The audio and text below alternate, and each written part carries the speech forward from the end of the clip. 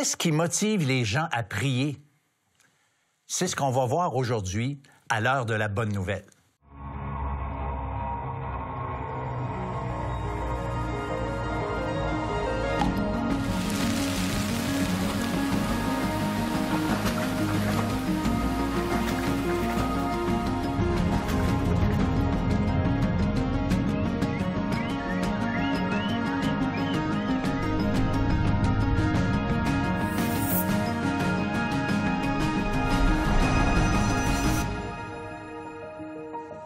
Bonjour, bienvenue à l'heure de la bonne nouvelle.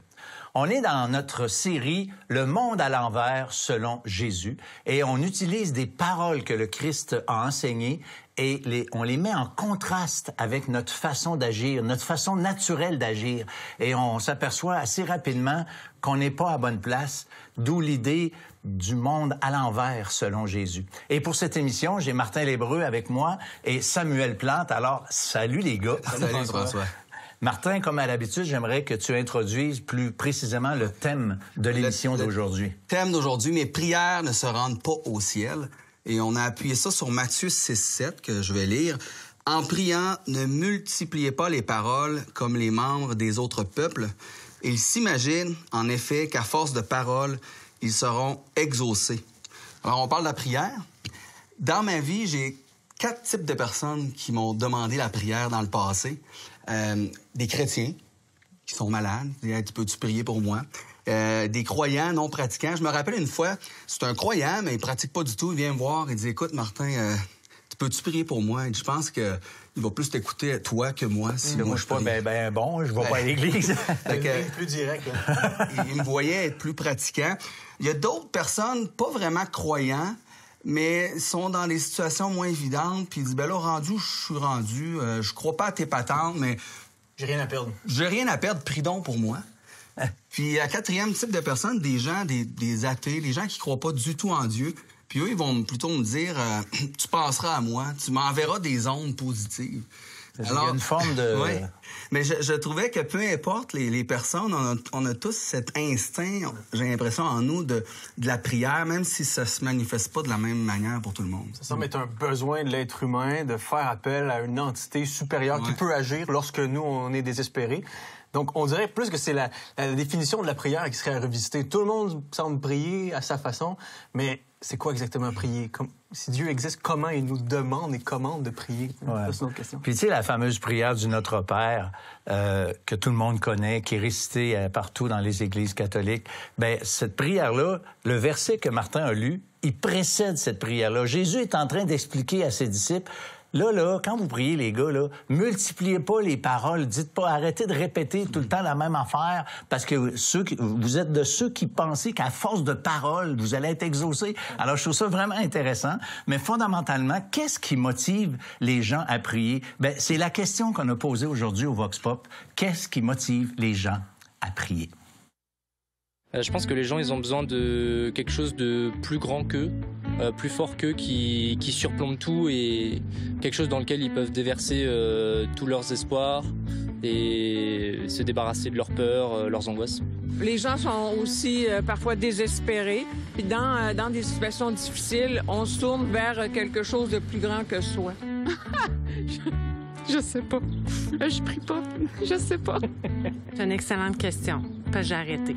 La faiblesse. Le désespoir. C'est une grande question pour moi. Je vois pas bien l'intérêt de ça, d'ailleurs. J'en ai aucune idée parce que c'est pas mon cas. Peut-être la peur, peut-être, je sais pas, le manque de confiance dans les autres. L'espérance ou s'accrocher à quelque chose qui donne l'espoir. Le fait d'avoir une force supérieure qui est capable de contrôler ce que justement on n'est pas capable de contrôler puisqu'on n'a aucune notion d'eux, ben on va le reporter sur ses épaules à lui. Je pense que c'est pour leur bonne conscience, honnêtement. Je pense que les gens, ils font plus quand ils sont justement vivent des moments difficiles ou sont en détresse. Là. Je pense qu'ils font pas nécessairement quand tout va bien. Là. Alors, les gens prient quand ils sont dans la détresse, pas nécessairement quand tout va bien. Puis je pense que c'est quelque part une des raisons pourquoi Dieu répond pas tout le temps. Dieu, c'est pas un parapluie. Un parapluie, il est dans le garde-robe, il fait pas beau, on a besoin, on va le chercher. Quand il fait beau, on le repitche là. Mais Dieu, ce n'est pas un parapluie. On n'est pas à demander à Dieu quand ça va mal, puis quand ça va bien, on le laisse de côté. Dieu veut une relation avec nous, puis c'est par la prière, des façons d'avoir cette relation-là qu'il veut qu'on fasse. Dieu, lui, nous parle par la parole, puis nous, on lui parle par la prière. C'est ça le concept. Oui, comme on parle à notre Père. Ce qui me sidère un petit peu dans les réponses, bon, c'est sûr, la question elle est dans ce sens-là, mais c'est le côté pragmatique des réponses. On voit la prière seulement pour ses effets bénéfiques. Et oui, on croit qu'elle en a, mais la vraie question, c'est est-ce que la prière est vraie? Est-ce que Dieu est vrai? Est-ce que Dieu entend? Est-ce que Dieu écoute? Est-ce que Dieu agit? Donc, je trouve que des fois, on est plus concentré sur comment la prière peut me servir, un peu comme ces pharisiens-là qui disent « Seigneur, Seigneur, Seigneur », comme si ça allait forcer la main de Dieu, que Dieu allait répondre, alors que la prière devrait être peut-être plus naturelle, plus spontanée, et non pas un mécanisme où est-ce qu'on vient jouer derrière la réalité pour être sûr que quelque chose arrive. Ouais. En tout cas, clairement, l'instinct mondial de la prière, parce qu'il faut quand même le reconnaître, est-ce que ce serait pas parce qu'il y a vraiment quelque chose de l'autre bord? Y a-tu vraiment quelque chose? Tu comprends? Même ceux qui disent ne pas prier, quand ils arrivent dans des moments extrêmement difficiles, ça se peut qu'ils arrivent à crier à l'aide quelque part. Là. Il y avait quelqu'un, un de mes amis, qui m'avait dit, il dit, écoute, moi, je crois pas ça, des gens athées, parce qu'il dit, t'es coincé dans le coin, puis ils se mettent à prier.